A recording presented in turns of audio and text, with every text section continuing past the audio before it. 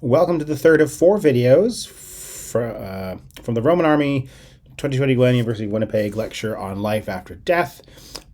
Wait, no, no, on life after war. Yes. So the first two videos, the first one was on victory, and I showed you some of the ways the Romans commemorated success. Emperors in particular.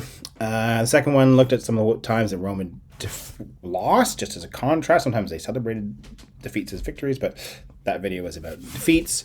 So now kind of shift from the state and society-wide perspective, to sort of hone in a bit more of the individual experiences of the rank and file, people like Pulo, Napoleon, and Aemilianus, and what could have happened, had they died in war, if they had sustained wounds. So this video is about death in war. The next one is about wounds. So, and this is getting stuff I'm very much interested in, much of this stuff. So yeah, death in war. Okay, so there are some points to bear in mind, following in part from the discussion of victory. So the Romans are very good at celebrating victory in a variety of ways: parades, statues, frescoes, arches, etc. But they tend not to have monuments to individuals, outside of emperors, etc. So they're rare. We also don't get monuments to the fallen in the same way that we do, say, here in Canada. There are lots of monuments and so on to soldiers who died in World War I or II or whatever. Okay, so also there's not much in the way of remains to bring back. Okay, when someone dies in war, you just can't. They don't have the ability to transport remains back. It does seem that in the case of some officers, this is possible at various points. Okay, the bones could be returned. In some instances, we have some seemingly, I'll say, indirect or at least some evidence for this, circumstantial evidence for this, at least from late antiquity and inscriptions, but most weren't. Okay, if you died, you're one of the many who died, in theory, the bodies would be stripped, for equipment, armor, etc. If you're on the winning side, for your own purposes, but if you're on the losing side, the enemy might have done it. And then inevitably the bodies would be cremated and or interred in mass graves, if possible. So no great mourning. Even those defeats that I talked about in the previous video, a lot of that is more, Augustus, upset about Varus and his legions. The people of Rome worried about the security of their city, and there is some panic and stuff we read about, but again, another thing that comes into all this is not to say that there's no sadness and despair amongst family members and otherwise, in case a son, father, whatever died in war. Is that we don't have evidence that shows this. So it existed, but we don't have the monuments. There's no epitaphs to the dead. They're very rare to find epitaphs that mourn a dead soldier. Most of them, they died peacefully, more or less.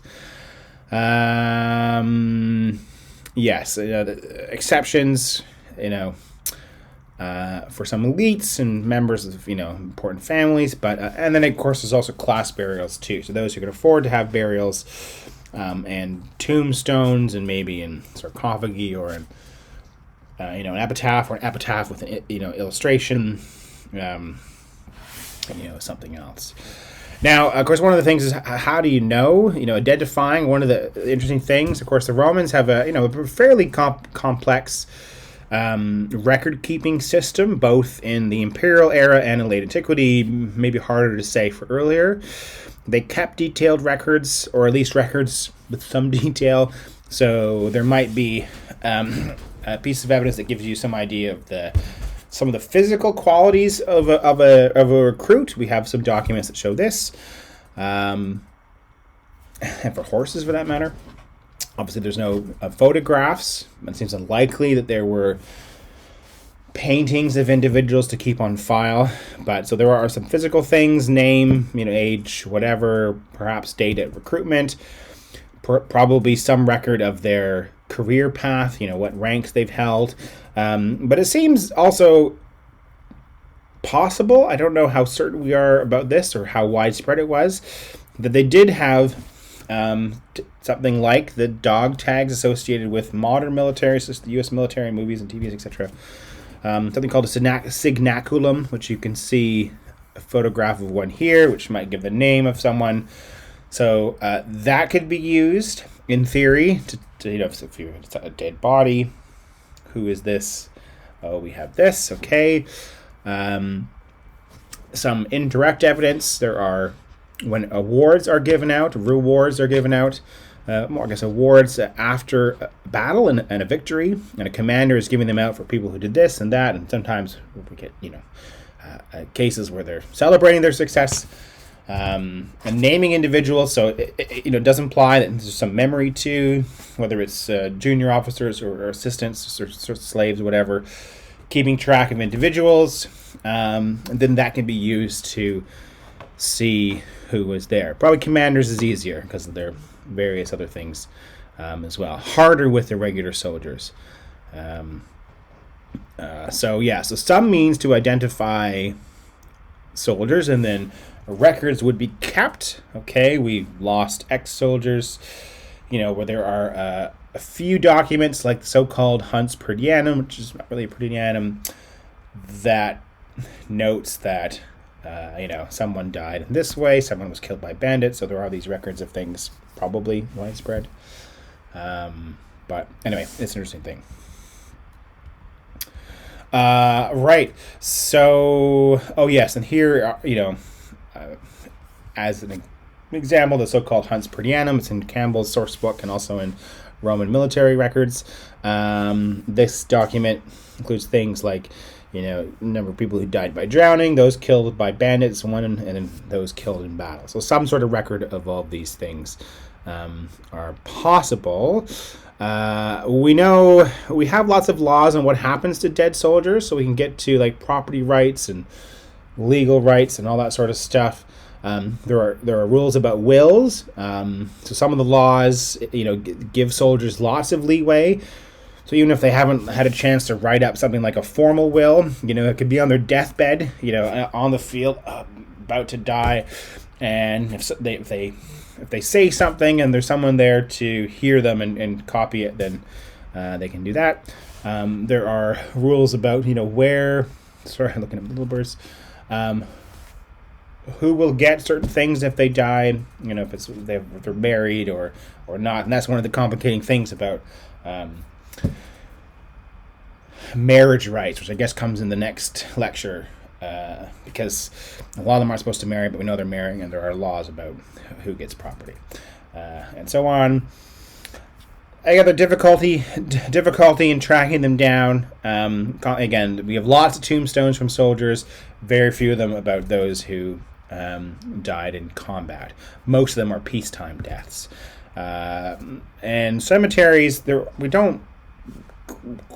are some military cemeteries around forts. If you have a fort and you assume that a fort is, occupied largely by military folk, both soldiers and servants and then some family members, and in the surrounding communities, then you have cemeteries nearby, and those could be called military cemeteries, but it's not like a formal military cemetery, Arlington or whatever. It's just in a military environment. We don't have a lot of the remains of those who died in combat, and if we wanted to look at how the bodies would be affected and so on. So I think I talked to you in the last in-class synchronous session about the Tower 19 at Dura Europos. Here we have a whole bunch of bodies. 19 death, 18 Romans, 1 Persian. I talked about the chemical warfare and the 2 mines being dug. Originally the Persian one, the Roman counter mine. Persians found it. Used chemical weapons to kill the Romans and then brought it all down. So we have, we have some remains, but not a lot for a lot of battles. So we can't look at these kinds of things. It's unfortunate. I mean, yeah, it's a complicated thing.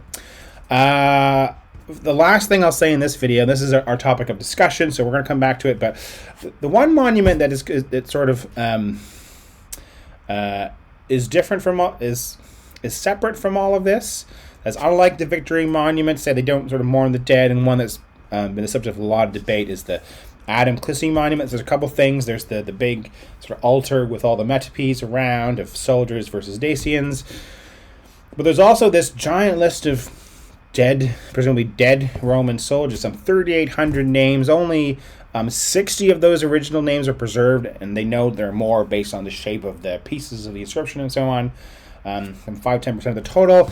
The men who are named come from all over the place, and they're both legionaries, auxiliaries, and they're often associated with defeats under Domitian. So, yes, an interesting monument. Could be an example of bereavement. We have nothing else like it. Doesn't mean nothing like this ever existed. It just means we don't have it. And there are lots of interesting views about what it was for, to scare away, as a warning to Dacians, perhaps, but perhaps something else.